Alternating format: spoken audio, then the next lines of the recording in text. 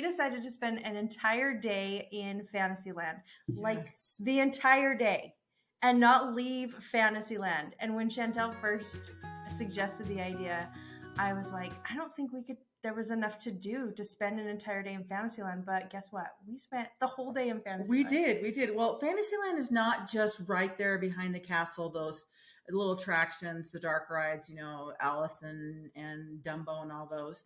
It also is like Matterhorn and then goes all the way over to Small World. And so it's really a big area. So if you're doing attractions, the shows, meeting the princesses, going through the castle, eating food, like there really is a lot you can do. There is. And did we didn't stay till the park closed though, did we? We stayed until after fireworks or We just did? before fireworks because we were asking about what rides Oh. closed during fireworks and all that kind of stuff. So we were there. We did probably 2 or 3 hours of our day. We went and did that Waltz Main Street tour. Oh yeah, so we did miss So we 2 or were 3 gone, hours. yeah. Mhm. But the rest of the day we spent in Fantasyland. We did. And I think Fantasyland probably has the most rides in a land. Yes, yeah, Than any other definitely. land. So it was really fun though. We got to like really take our time and go slowly through Fantasyland and see all these different things that we never, I mean, really, so many people just rush through their Yeah. day, and there's lots of things that you miss when you're rushing through. Well, and usually I'm like, okay, I got to hit Peter Pan, Snow White, and just a couple, and then I'm done. But like we hit every single ride. That was our goal, to eat and then eat in something in at least most of the locations, or have a snack or something. Yeah. So we started off by rope dropping in Fantasyland, and we decided to rope drop Storybook Land Canal boats because we were hoping to be the first person Yes. on the ride. So tell them what happens. I've never been the first person on the ride, but you have. Okay, so actually my mom discovered this like back in 2019. She and my dad went to Disneyland for her birthday trip, and he's like, okay, what do you want to do? And the first thing she wanted to do was she wanted to rope drop Storybook Land Canal boats.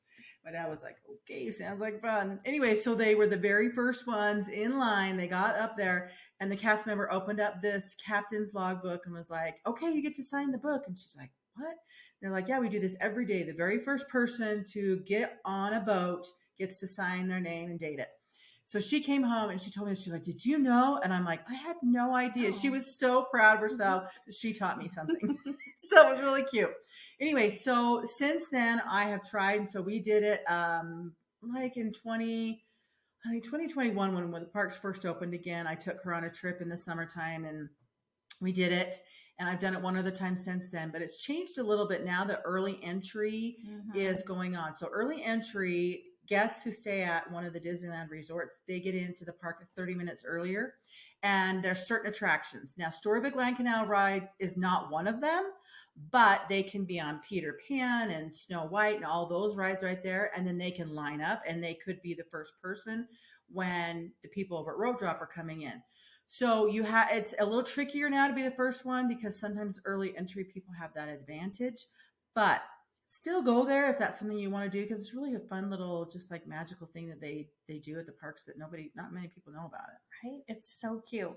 So we did that one first, and I think if we're talking about Fantasyland, we should remind people that you just don't rope drop Peter Pan. Oh, yeah. Not Peter Pan. Anything else in the entire Fantasyland, but just don't go to Peter Pan first. And I feel like we need to explain why, because especially now that early entry is going on, you already have people in that line. So you have people already in the queue. Then when the people who think it's a wise idea to rope drop Peter Pan, they're heading to the line. So by the time, let's say you don't even get there until like you show up 5 minutes before rope drop starts, you're already looking at the people who were in the queue, the people who ran to Peter Pan, and then you're going to be behind all them. You're going to spend 45 minutes in line when you could get 4 rides in Fantasyland done in that amount of time. Right? And you're waiting longer than you would later in the day. Definitely. Which is just ridiculous. Yeah. So don't rope drop Peter Pan. But really, I feel like anything else in Fantasyland is a great thing to rope drop. Yeah. Whatever you're excited about, yeah, then go for it. Yeah, I do I love agree. Alice a little bit more because the line for Alice can get long later in the day, but it's short first thing. It is, yeah. And that's not something that's, that is open up during early entry. So, but regardless, I like to kind of stand at that rope there that puts you kind of by Tomorrowland, but don't go to Tomorrowland, then head on the other side between the Matterhorn and Alice and go to Alice first. That's that or Storybook Land Canal boats, either one of those. Those are my favorites to do in the morning. Both good choices. So tell me, what are your top 3 favorite Fantasyland rides? So I feel like a sleeper is the Casey Jr. train, because a couple trips ago I did it at sunset. I just posted on my Instagram and it was so I was with pretty. you. Oh, that's right. Yeah. And sometimes I like to sit in the very caboose in the back too, because that's a good view. But anyway, it gives you a really good overview of all of Fantasyland, almost like you can see the Storybook Land Canal boats and the ride, all the little houses in there. So I really like that one. I feel like that's one that people often skip. And that's a different view than you can get anywhere else. And I've done it. Maybe you were there when fireworks were happening before. Yes. It was so cool to see fireworks from Casey Jr. Yeah. So I feel like that's a sleeper, and that's one that a lot of people maybe wouldn't think is a favorite. So I like that one. I love Peter Pan. And in Peter Pan, just this last time, so you showed me something, and I'll let you talk about it. But this last time I was on Peter Pan, I noticed in the room after you go through London, and you're in the room, and you look down, and there's it's like the volcanoes, and you can see the water. Look down in the water, you can see a digitized alligator swimming in the water. It was really cool. It was so cool. He's right by the Jolly Roger. Yes. And apparently he's been there since 2015. Really? Yes. I had never noticed it. I hadn't either. Yeah. So what's your favorite part on that ride? Or what did you tell me about on that ride? I know, I can't remember. The blocks. The blocks? Oh, that spell out Disney. Or sometimes Peter Pan. Peter Pan last time we were there. So sometimes they say Disney. So right when you start off the ride, you're going into the nursery and Nana's there. And you remember in the Peter Pan movie, then Nana stacks up the blocks and Mr. Darling knocks them all down. So those blocks are there and they spell out Disney or Peter Pan. I think cast members move them around sometimes. So that's always fun, but it goes by so quick. Yeah, you have to be like looking over your ship. Yeah. So anyway, so Casey Jr., Peter Pan, and then I would say Alice. I don't know what it is about Alice. I think it's because it brings back such childhood memories for me. Like I have vivid memories coming out that as you go up and then you come out and you're on the top and you can see the Matterhorn to your right and you can see like all the people. Like I have vivid memories riding that as a little girl. Yes.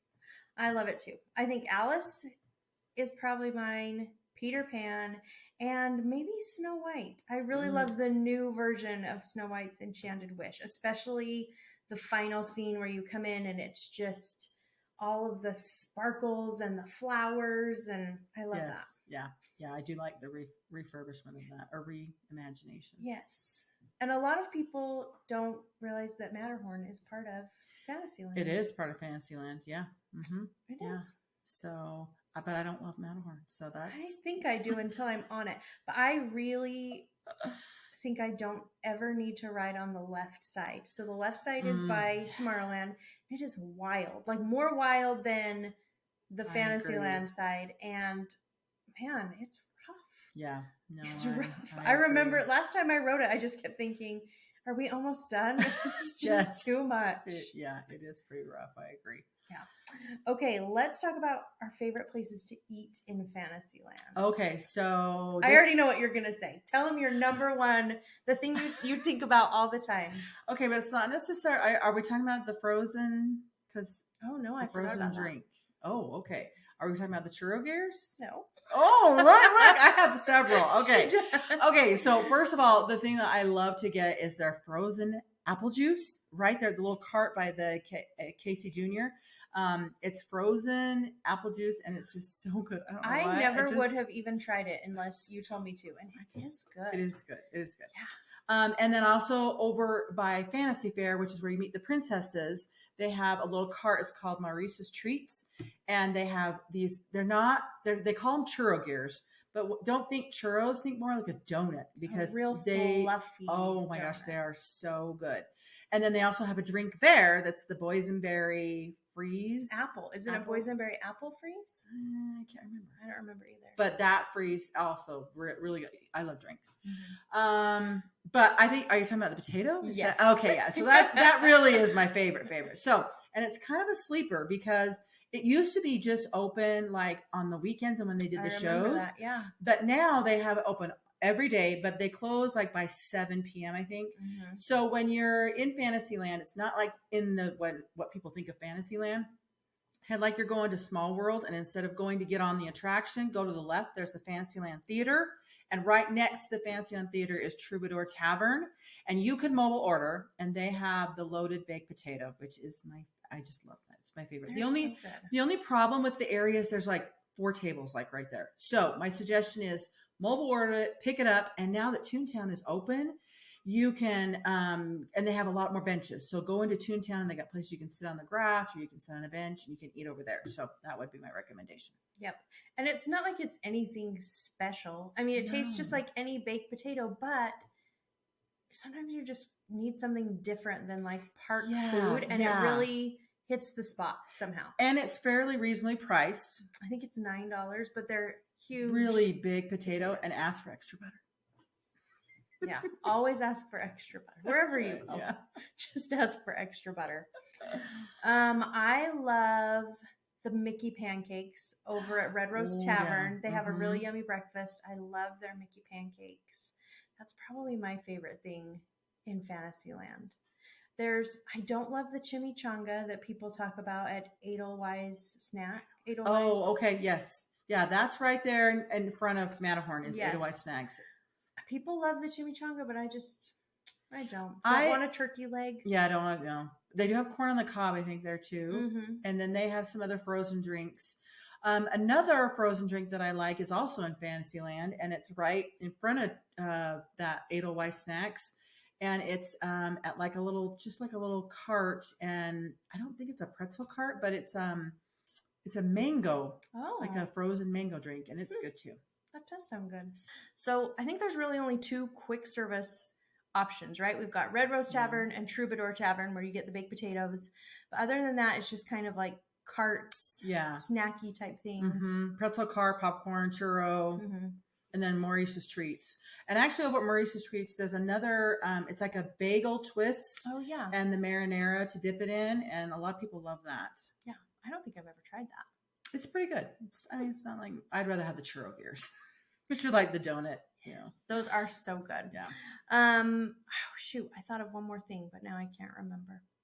Oh yeah, I've seen on social media going around that if you buy the first pickle of the day over at the cart by where you get the apple juice across from Red Rose Tavern, they sell pickles in little bags, like giant pickles. Okay. And if you buy the first pickle of the day, you get a button and they write first pickle of the day. And I just think, I mean, I've seen it on social media a few times. People are getting excited to get the first pickle of the day button. But why in the world would you want a pickle first thing in the day? Why would you ever want a pickle is my idea. I one time in my life I've had a pickle at Disneyland and I don't remember finishing it because I was like, I don't know. I don't get the point. I don't get it. I don't get it either. So we're not first pickle of the day people. No, I will not be getting that button.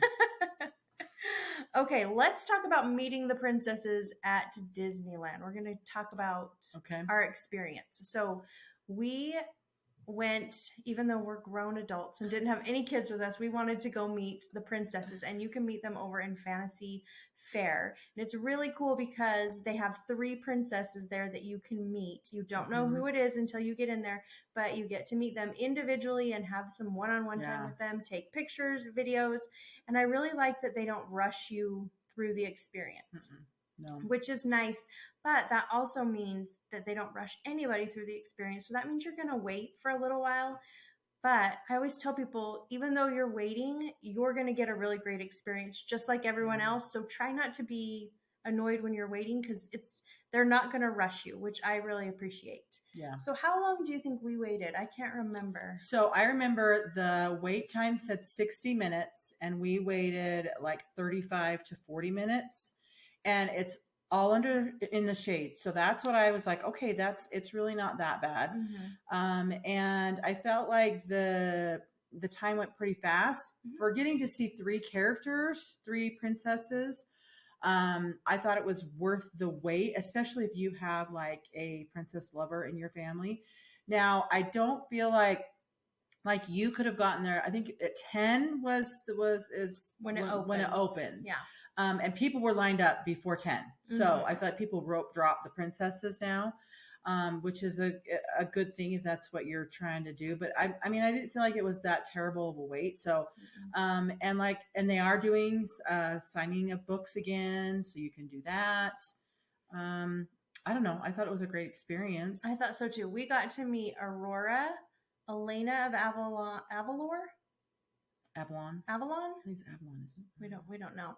And Tiana, right? We saw Tiana. Yeah. So usually they kind of switch. Sometimes Snow White is there, sometimes Cinderella, sometimes Ariel. I feel like those 6 kind of switch off, but that's who you're going to see. You're never going to see like Jasmine in there for some reason. You don't see like Merida. No. They never show up. But you will be able to see Rapunzel and Flynn Rider and Belle outside, because right outside where the princesses are is Fantasyland Theater, and they have the Tangled show and Beauty and the Beast. But it depends on like the time of day when each show is. I want to say like Tangled is maybe in the morning, and then Beauty and the Beast in the afternoon. Look in the app. Do they not switch off every other show? Are they every other show? Maybe they could be. I just remember that we also got to meet Belle at the end of her show that day. And it wasn't the last show. They said the very last show of the day, you cannot meet the princess. So all the other shows at the end of the show, like if it's Rapunzel or Belle, you can go and meet the princess after the show is over. So you just stay right there in the theater. And then, so that is a chance to meet Belle or Rapunzel. If you have one of those, like that's your favorite princess, stay after the show. But the very last show of the day, they do not let the princess stay and meet and greet. That's good to know. I think a lot of people don't realize that, because the show ends. So say you're at the why do I keep saying that? Beauty and the Beast show, and it ends. Everybody leaves the theater, but if you stay, then Belle will come out and you can greet her, or Rapunzel, depending on which show you see. But a lot of people don't realize that, and they rope it off. So after about 10 minutes, they rope off the area, and only the people who are in there get to meet that princess. And most people have already left and don't realize. But sometimes you wait 10 or 15 minutes, but it's a really great way to meet the princess. Yeah, exactly. Because people don't realize if they've left, then there's not really a line. And then also just in Fantasyland in general, I feel like there are lots of walking characters. So like the last time we were there, we saw like Aladdin, we saw the genie, we saw Peter Pan, we saw Hook, we saw Geppetto. Yeah. I saw Pinocchio too at a different time. Anyway, they wander around. Peter Pan, Bert and Mary. You know what? And when we were there last time, we saw the Mad Hatter and Alice they were having a tea party with these little like plushy tea sets, and they set up a little table right by Casey Jr. and they got some kids, and they were just passing them out teacups and pouring tea and chatting with them. It was really cute. It was around 9 a.m. and I have seen it done about the same time again. So if that's something if you're in the area, those cute little pink and blue tables that are right there by Dumbo. So fun. Yeah. So if you're looking to see roaming around characters, you're really only going to see them in Fantasyland, maybe Galaxy's Edge too. But you don't really find characters roaming around Adventureland or Frontierland much. Yeah. But you do see them all the time in Fantasyland. And then another character meet and greet is also Tinkerbell. Yeah, Tinkerbell. So over at Pixie Hollow, which again, the times are it's not all day long. You can look in the app under characters and look under Pixie Hollow. And she's there like in the morning and then the afternoon certain times. And we did go see her that day too. Yep. We were the last ones to see her, weren't we? Yeah, we got lucky. I think she was leaving at 4 that day. So we got So again, that's Fantasyland. Yeah, Fantasyland. So great. Okay, let's talk about a few of our favorite hidden gems in Fantasyland. Because like I was saying, you can rush right by so many cool things. So what are your favorites? Either like in rides or just around the land? Just around the land. So I like, if you're looking at the castle to the right, is the Wishing Well, and it's Snow White's grotto. Now, if you look in the water, there's like fish that are swimming around, and like every 15 minutes, Snow White starts singing, and she starts singing, and the fish come up out of the water, and then she's singing, and then in the Wishing Well, she's echoing.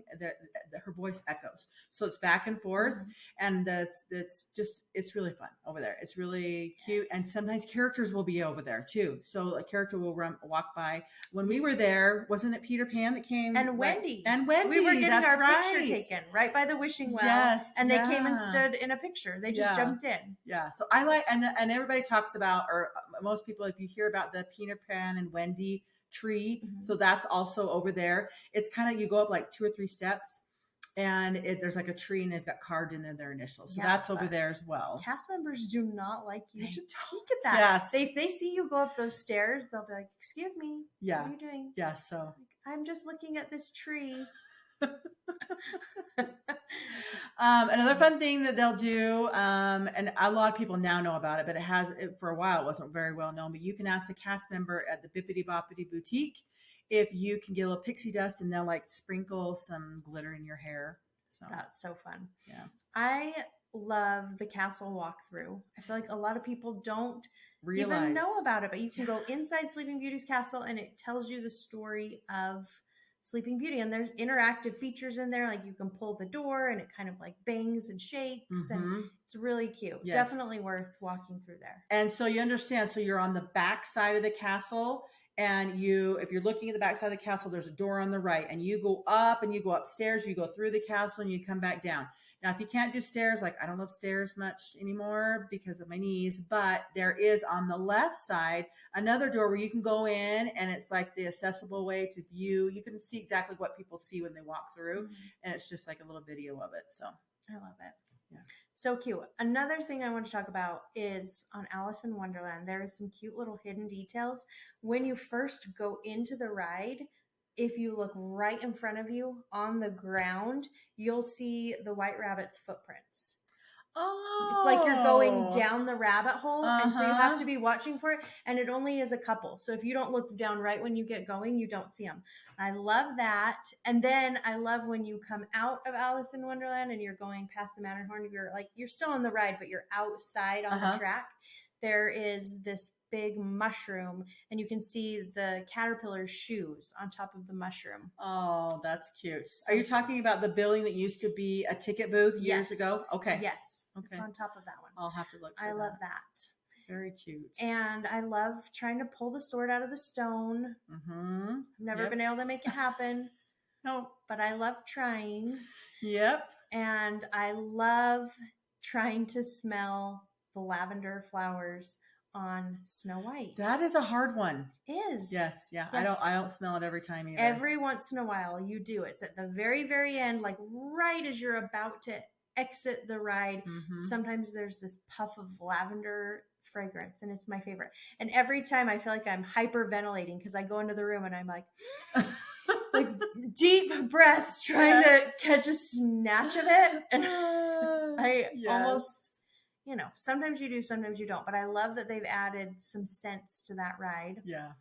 I'm trying to think if there's anything else. There's so many hidden little details. In Fantasyland, it's just fun. Yeah. I don't know. Oh, I know another one that I like. So the big giant whale. Oh yeah. So if you look at him from the side, he's got an eye and it blinks, and you're like, oh, is he moving? And then every once in a while, the blowhorn. Is that what it's called? Blowhole. Sorry, I was thinking spout, but I think blowhole. Yeah, I think anyway. The water comes out. You're like, oh. Anyway, just a fun little. Yes, I love that. And I forgot about the White Rabbit's house. Oh, yes. Right next to Alice in Wonderland, across from the teacups, there's just this little door. It says W Rabbit on there. It's very tiny, but I would always tell my kids to go knock on the door when they were little. I'd say, go knock on the door and see if the White Rabbit's home. They would knock. Cute. But recently I realized that if you go around into the Mad Hatter shop, which is just on the back side of the White Rabbit's house, you can see inside the White Rabbit's house. So you can see there's a little staircase up there, and he's got a bed and a mirror and a lamp, and it's like the little interior of his house. Oh, yeah. Cute. So you just don't you just don't notice. Yeah. I love that. Yeah. I love inside also the Red Rose Tavern, all the decor. It's all like Belle and all, Beauty and the Beast stuff and the decorations. And it's just really cool in there. It is very themed and cute. And if you really go look around, you can see they have like Mrs. Potts from the live action movie, and they have Cogsworth and Lumiere. And then, of course, they have the Red Rose that's Yeah. up And then there. the stained glass is really pretty when you walk in the doors on either side. So Yes. there's lots of hidden gems in There is. Fantasyland. I don't know if I would recommend someone spend a whole day in Fantasyland on their vacation, though. Yeah. No. There's other things to do. Lots to do in Disneyland, but hopefully this gave you some ideas to do in Fantasyland, things to look for, what to do, what not to do. But don't skip Fantasyland. Even if you have older kids or all adults, it's still a really fun place. It's not just for little kids. Yeah. One thing we should probably mention is we also tested like fireworks.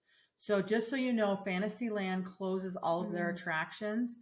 I think it was around 8:00 they start closing them. Not all of them. Not all of them, but the ones that like are right there by the castle. So like your Peter Pan, Mr. Toad, Snow White, Pinocchio, and the carousel. Yeah. Yeah. So those attractions close from like 8 to 10-ish.